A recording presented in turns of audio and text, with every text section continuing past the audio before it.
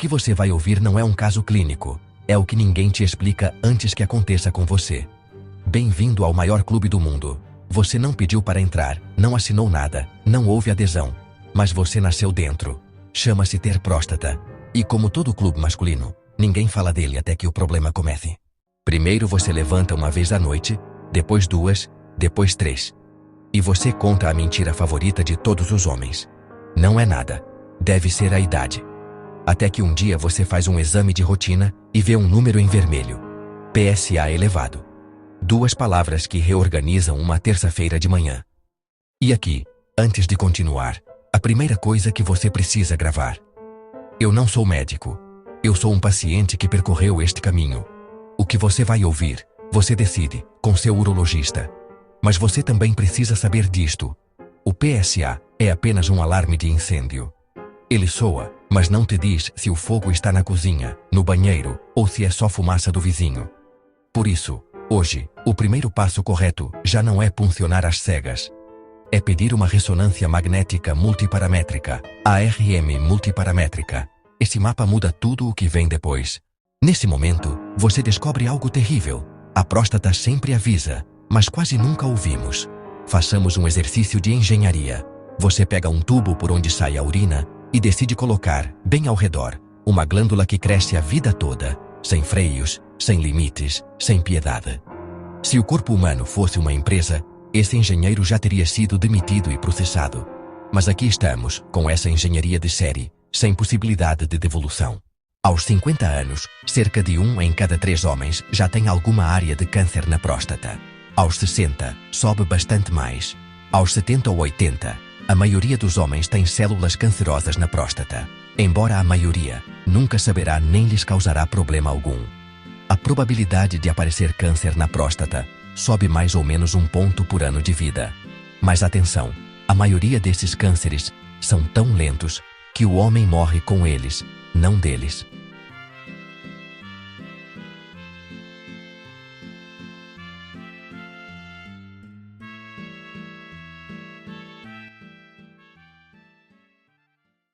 E aqui vem o que ninguém te diz com clareza. A diferença entre morrer com câncer de próstata e morrer de câncer de próstata não está no tumor. Está em quando você decidiu descobrir. Quem detectou a tempo, morreu de outra coisa. Com 80 anos, com seus netos, com sua vida feita. Quem não foi ao urologista a tempo, esse morreu de câncer de próstata. Não porque o tumor fosse mais agressivo, mas porque chegou tarde. A biologia não te avisa. O calendário sim. Mas espere, o que vem agora é onde o sistema pode te ferrar mais. E então, um dia, num exame de rotina, se é que você os faz, aparece o número do PSA acima de 4. E aí começa o que eu chamo de calvário. Você vai ao urologista. Alguns fazem toque retal, outros já não, porque vivemos no século XXI e já temos ultrassonografias. Ou porque simplesmente preferem não fazer. Você também não. Pode ser uma prostatite, pode ser hiperplasia benigna, ou temos que descartar um câncer. Câncer. Calma. Para você ficar tranquilo, faça uma ressonância multiparamétrica. Para você ficar tranquilo, essa frase que a partir de hoje vai te perseguir. O paciente faz a ressonância porque quer ficar tranquilo.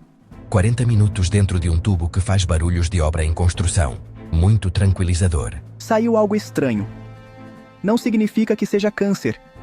Mas para sua tranquilidade, melhor uma biópsia. Biópsia? É um procedimento de rotina. Rotineiro para ele, não para mim. E antes que alguém enfie uma agulha na sua próstata, há uma pergunta que muda tudo. Biópsia cega ou biópsia de fusão? A biópsia cega tira entre 12 e 21 amostras aleatoriamente. Sua precisão gira em torno de 70%. A biópsia de fusão usa a ressonância como mapa em tempo real, vai exatamente ao alvo, e sua precisão sobe para 95%. A diferença, até 30% de falsos negativos na cega contra 5% na difusão. Se sua ressonância já marcou uma lesão, PI-RADS 4 ou 5, exige a biópsia de fusão. Você decide se quer jogar a roleta russa, ou se prefere um atirador de elite com mira. 21 picadas aleatórias. Biópsia cega. O tumor pode estar lá, mas se as 21 picadas não acertarem exatamente onde ele está, o resultado é negativo. Não encontramos nada, mas não é definitivo. Na próxima, faça a difusão. A próxima?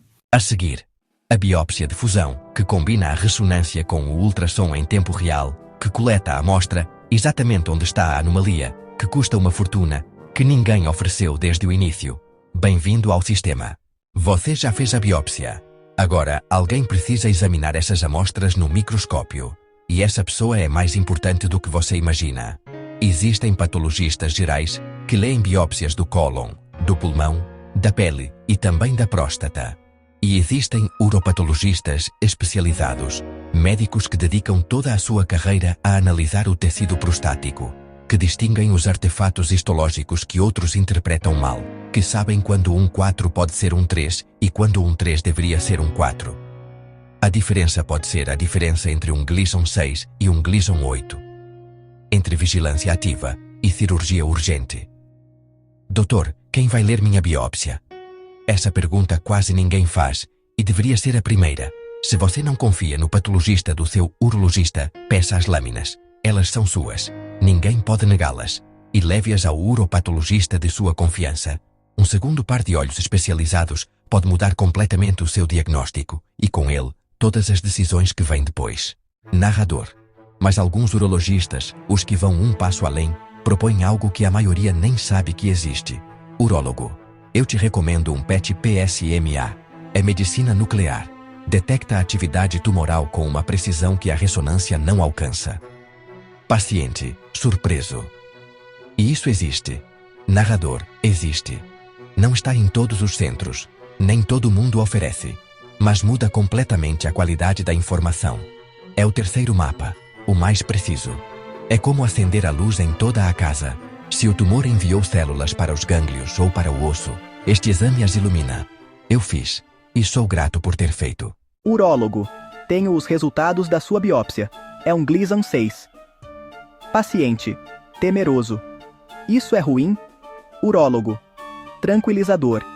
É um câncer, mas teoricamente de crescimento muito lento. No seu caso, eu recomendaria vigilância ativa. Paciente. Confundido. Vigilância ativa? Como seria isso, doutor? A vigilância ativa não significa não fazer nada. É um protocolo estruturado. Exames de PSA a cada 3 ou 6 meses. Ressonância multiparamétrica anual. Biópsia de confirmação após 1 ano. E depois, biópsia a cada 2 ou 3 anos, dependendo da evolução. O objetivo: garantir que o tumor não mude de comportamento, que não aumente de grau, que não cresça mais do que o esperado. Parece razoável, parece sob controle. E aqui, um dado que raramente te dão com clareza. Cerca de 70% dos homens em vigilância ativa bem feita, com Gleason 6, nunca chegam a precisar de tratamento radical. Morrem aos 80, de outra coisa, com seus netos, com sua vida sexual intacta. A vigilância bem feita não é abandono, é estratégia. Mas no caminho para casa, você percebe algo que ninguém te disse claramente. Você vai viver o resto da sua vida sabendo que tem câncer dentro de você. Não vai operar, não vai irradiar, vai apenas observar. E cada exame de sangue, cada ressonância, cada biópsia, será um lembrete de que ele está lá, esperando, ou avançando. Isso é o que ninguém te explica sobre a vigilância ativa. O peso psicológico de conviver com um inimigo que você decidiu não atacar. Embora cada vez mais especialistas debatam se deveríamos continuar chamando de câncer um Gleason 6 tão indolente. Porque para muitos homens, esse nome já gera mais dano do que o próprio tumor. Devo mencionar algo importante. Embora o câncer avance lentamente e pareça encapsulado, nenhum câncer está encapsulado 100% do ponto de vista biológico. Sempre existe a possibilidade de que ele escape, pelas bandeletas neurovasculares, os nervos da ereção, pelos gânglios linfáticos, ou pelas vesículas seminais. Bandeletas neurovasculares, gânglios linfáticos, vesículas seminais. As bandeletas neurovasculares, os nervos da ereção, os gânglios linfáticos, as vesículas seminais, palavras que até hoje não faziam parte do seu vocabulário, e que agora vão viver com você para sempre. Com isso, ele terminou de me destruir. Os meses passaram, segui o protocolo, fiz os exames de sangue, as ressonâncias. Convenci-me de que estava tudo sob controle. E um dia, foi aqui que a minha história mudou completamente. Tenho os resultados da sua nova biópsia. É um Gleason 7, 3+4. Gleason 7? Gleason 7. Já não é o câncer tranquilo do 6. O sistema Gleason mede o quão desorganizadas as células tumorais se tornaram. O 6 era ruim, mas previsível. O 7,3 mais 4 significa: o padrão principal é moderado, mas o secundário já começa a preocupar. Você poderia continuar com a vigilância ativa, embora o risco de progressão seja maior. Poderia considerar terapias focais, ou poderia optar pelo tratamento radical, cirurgia ou radioterapia. E aqui, uma ferramenta que poucos urologistas te oferecem, mas existe: os testes genômicos do próprio tumor. Decipher, Prolaris, Oncotype DX. Eles analisam os genes das células cancerosas da sua biópsia e te dizem se o seu Gleason 7 é daqueles que dormem ou daqueles que acordam. 2 homens com o mesmo número podem ter prognósticos completamente diferentes. Eles não são cobertos por todos os planos de saúde. Mas se você puder pagar, eles podem mudar sua decisão entre observar e agir. Terapias focais. O que é isso? Se o tumor estiver localizado, existem as terapias focais. São como atiradores de elite. Atacam o tumor e preservam o resto da próstata. Primeiro, o HIFU. Imagine uma lupa sob o sol concentrando toda a energia em um único ponto. Aqui fazemos algo parecido, mas em vez de luz, usamos ultrassom. Calor extremo. Precisão milimétrica.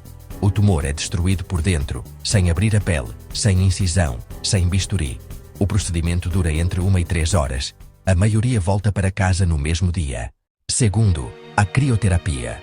O oposto do calor, frio extremo. Agulhas finas criam uma verdadeira bola de gelo dentro da próstata. Esse frio congela e destrói as células malignas, minimamente invasivo, mas pode afetar os feixes neurovasculares dependendo da localização do tumor. Terceiro, a eletroporação irreversível, também conhecida como nanoknife. Pulsos elétricos de alta intensidade que perfuram as membranas das células tumorais até as tornarem inviáveis. A grande vantagem é que preserva melhor os nervos e estruturas delicadas. É ideal para tumores próximos a áreas críticas. A disponibilidade é muito limitada. Parecem perfeitas. Trata apenas o que está doente. Preserva o que está saudável. Mas há um porém que nem sempre é mencionado. Se o câncer estiver em vários focos da próstata, a terapia focal não atinge todos eles. E o que não é tratado, continua a crescer. Por isso, a seleção do paciente é crítica. Nem todos somos candidatos. E onde esses tratamentos são realizados? Não é em qualquer hospital. Pergunte especificamente por centros oncológicos universitários e hospitais de referência com programa ativo de terapia focal em seu país. E a pergunta-chave que quase ninguém faz não é: o que o senhor me propõe, doutor? A pergunta-chave é: quais opções existem e em quais centros? Se o seu urologista não as mencionar, pergunte você. Se ele não souber responder, procure uma segunda opinião. Tenho os resultados da sua última biópsia. Lamento informar. É um Gleason 7. 4 mais 3. Espera, há alguns meses era Gleason 7. 3 mais 4. Agora é 4 mais 3. Não é a mesma coisa? Não, não é a mesma coisa. No 3 mais 4 o padrão dominante é moderado. No 4 mais 3 o padrão dominante já é o agressivo. O mesmo número. Outro câncer. A vigilância ativa não é mais recomendada. As terapias focais têm menor probabilidade de controle a longo prazo no seu caso. As opções com maior evidência são 2: prostatectomia radical robótica ou radioterapia com hormonioterapia. E é aqui que a coisa deixa de ser só sobre curar o câncer. É sobre decidir que tipo de vida você está disposto a viver depois. 2 caminhos, 2 mundos distintos, 2 tipos de sequelas diferentes. E nenhum se chama ficar como antes. Saí daquela consulta com algo que não tinha sentido até aquele momento. Não era medo, era uma clareza brutal. Era preciso decidir. E agora vem a parte que ninguém quer ouvir, mas todos deveriam conhecer. Urólogo. Lamento informar. A biópsia deu Gleason 8. 4 mais 4. Narrador. Gleason 8. Não há mais padrão moderado. Ambos os componentes são agressivos. As células desorganizaram-se tanto que o tumor já quase não se parece com o tecido prostático normal. E o urologista, desta vez, não apresenta muitas opções. Urólogo. Suas opções não apenas diminuem. Você deve agir nas próximas 8 semanas. O risco de avanço rápido é real. Não há tempo para hesitar. Paciente. 8 semanas? 8 semanas. 2 meses para decidir o que fazer com seu corpo, o que fazer com sua vida. Alguns homens, neste ponto, agem. Procuram o melhor cirurgião. Operam-se. Outros esperam um pouco mais, para ver se baixa. Vou depois das férias, não me sinto tão mal. E é aí que a história muda de categoria. Lamento informar. A biópsia revelou um Gleason 9, 5+4. E o PET-PSMA confirmou metástase na sua coluna vertebral. A esta altura, infelizmente, não podemos mais agir sobre a próstata. O que você vai ouvir agora não é para assustar. É a realidade do que acontece quando o calendário manda mais do que você. Gleason 9. O tumor é quase irreconhecível como tecido prostático. Células completamente desorganizadas. Multiplicação sem controle. E metástase. O câncer saiu da próstata, viajou pelos gânglios ou pela corrente sanguínea e encontrou a coluna vertebral. Significa que o tratamento já não busca a cura. Busca o controle. Hormonioterapia, para suprimir a testosterona, que alimenta o tumor. Quimioterapia, se a doença progredir. Radioterapia paliativa sobre as metástases para reduzir a dor. E em alguns casos, o PSMA-Lu 177, um tratamento de medicina nuclear que atua como um míssil teleguiado. Ele se liga especificamente às células malignas da próstata e as irradia por dentro. Disponível em centros de medicina nuclear avançada em vários países. Custo alto. Cobertura cada vez mais estendida em doença metastática, resistente à castração. Mas curar já não está mais em jogo. E aqui eu quero que você pare um segundo. Tudo o que você acabou de ouvir, o Gleason 6, o 7, o 8, o 9, não é ficção científica. Não é o pior caso imaginável. É o caminho natural de um câncer, que não é contido a tempo. Um câncer que começou sendo vigiável, que passou a ser tratável, que se tornou urgente e que acabou sendo incurável, por não ir ao urologista, por não fazer o exame de sangue, por esperar. E agora que você tem o diagnóstico, surge a próxima pergunta, aquela para a qual ninguém te prepara. Continuo com meu urologista? Procuro um cirurgião urologista? Ou vou a um urologista oncologista? Seu urologista de confiança te conhece, te acompanhou, te diagnosticou. Mas nem todos os urologistas operam, nem todos têm o volume cirúrgico que um caso complexo exige. O cirurgião urologista opera, conhece a técnica robótica, sabe preservar nervos. Mas sua visão é fundamentalmente cirúrgica. Se você for à consulta com um Gleason 8, provavelmente sairá com uma data de cirurgia. Porque é o que ele sabe fazer. E faz bem. Mas essa não pode ser a única voz que você ouve. O urologista oncológico integra tudo: cirurgia, radioterapia e oncologia médica. Ele vê o caso completo.